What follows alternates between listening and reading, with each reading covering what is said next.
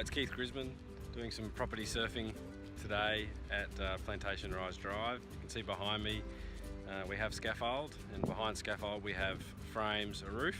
We're almost ready to roof sheet, so let's go and have a look on site and see what we can find today. As you can see, our neighbour is also progressing along. The race continues. They started a bit behind us, and I suppose they're only building one house, whereas we're building two. But they're doing a pretty good job. Same stage, they've got, you can just see gutters and fascias on, a different scaffolding solution than we're using on site here. People often wonder why high-rise homes or split-level homes more expensive than slab on ground. I think the scaffold's a pretty good explanation. Obviously, working at above height, there's lots of extra safety measures and those sorts of things that are required. So to get construction happening takes a bit more time to erect and disassemble, but also costs plenty of money to hire it. So you can see house one here. We're walking past, we're walking up the driveway at present, and you'll see the second house on the dwelling. Here's our supervisor, James. Hi, James. Hi. And here's number two supervisor, Amber. Yeah, so you can see the two houses. They look a fair bit closer than they should be because the scaffolding on each one's protruding. But we'll go for a bit of a walk inside. And standing on the upstairs level of home one, you can see over my shoulder the hardwood decking's coming in for the deck. I've showed in previous videos, I'm pretty excited about the view here. It's come up really well and the deck's looking a treat. So scaffolding in the way, we'll see what we can see today. Deliberately put a bit more width in this deck, allowing for a typical outdoor dining table and 6 or 8 chairs. You want to make sure there's plenty of room so people can walk around the table with a circulation space. You can see down here, that's the hole where the staircase will run down and turn left down to the bottom. My son staying away from the safety fencing, and there's the view, so in between the homes. One of the things about timber floor split level homes is that normally particle boards used in the main traffic areas, so under the carpet or under the tile. So what that means is that during construction, if you don't have a roof and you get some rain, then you have some potential issues. So in this case, we've probably had, I guess, a couple 300 mil over the past week. So what that's meant is that we've got some issues with our particle board. So I hope this will show it here, do my best, but there's actually rises in all of these joins. Now, it would be natural to be concerned because this particle board typically will swell up when it gets wet, but it's also not uncommon that when these floors are finished, they get sanded and finished because you get cupping at the joint. So whilst this doesn't look great right now, it will be dealt with. So if you've got a house that's under construction and you get rain on your timber floor before your roof goes on, just make sure that the builder is following that process at the end, so that when you lay down tiles or timber lino or carpet, then you haven't got swelling timber, wet timber, mouldy timber, cupping timber underneath. Also, cupping timber can often cause issues with squeaking, so just something to watch out for. So we're at house two, and you can see behind me is the frame and the roof, and then underneath is the underside of the house. The reason I've come to focus in on here is I wanted to show a typical setup of a foundation. You can see that meant the dog on my knee.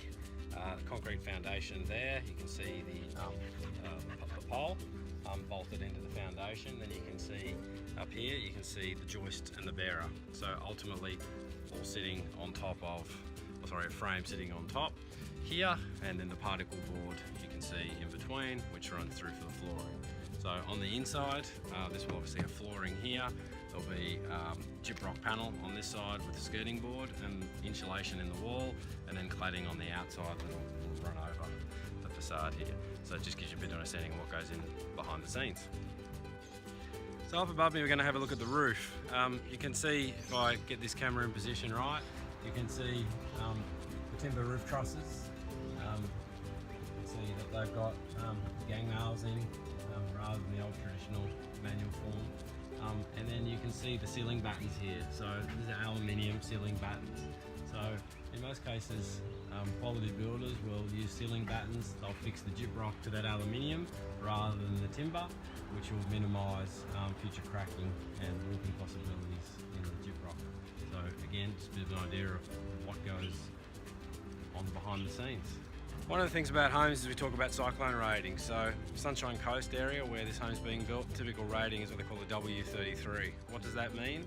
Well, I'm no engineer, but what it means is the amount of tie downs required to stop the building from lifting if there's significant winds. And those winds are obviously calculated in accordance with the local area, the amount of times they're typically expecting significant weather patterns. So behind me here you can see a wall that's been braced. So if we look here, you can see that there's a rod that is fixed at the top of the frame and then is fixed at the bottom of the frame.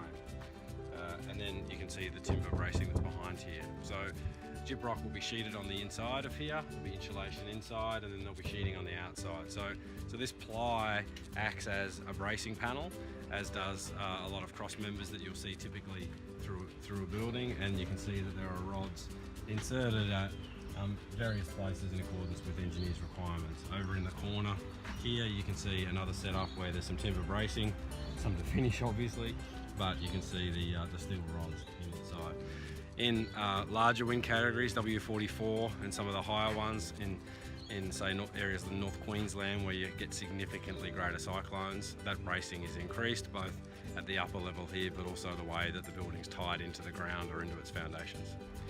So I talked about particle flooring before in the upper level of split level and two-storey homes.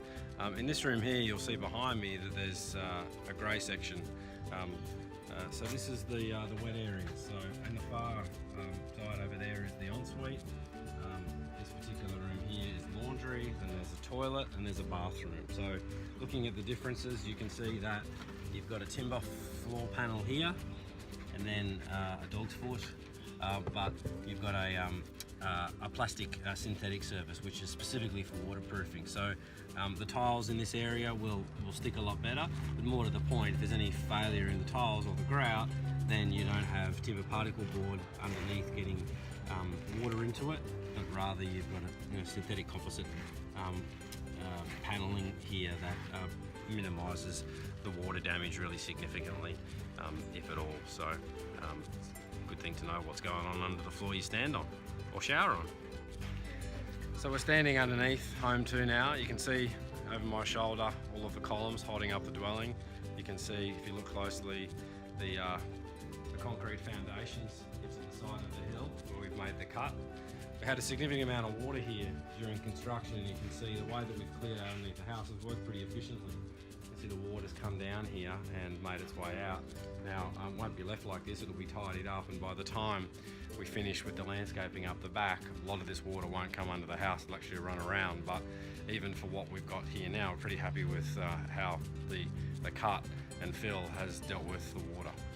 Looking up above me, again, you can see the underside of the timber particle board on level 1, and you can see the joists and the bearers holding them up, connected to the poles and the foundations. In behind me here is the stair area. You can see the timber stairs. That's James. Hi, James. Hi. You can see the nicer posts have been used on the entry foyer where the staircase will be, and the deck's yet to go in upstairs. So we're talking about bracing and winds and cyclones. You can see over my shoulder here you've got a crisscross in between the two columns. So again, we're underneath the level 1 slab here, and you can see here where we've got a corner section as per engineers' requirements that's got cross member tie down. So you can see the zigzag there connecting all of those 4 posts, and then there's another one in this section here that is tightened by using a pretty simple system, then welded into the main posts, bolted to the slab.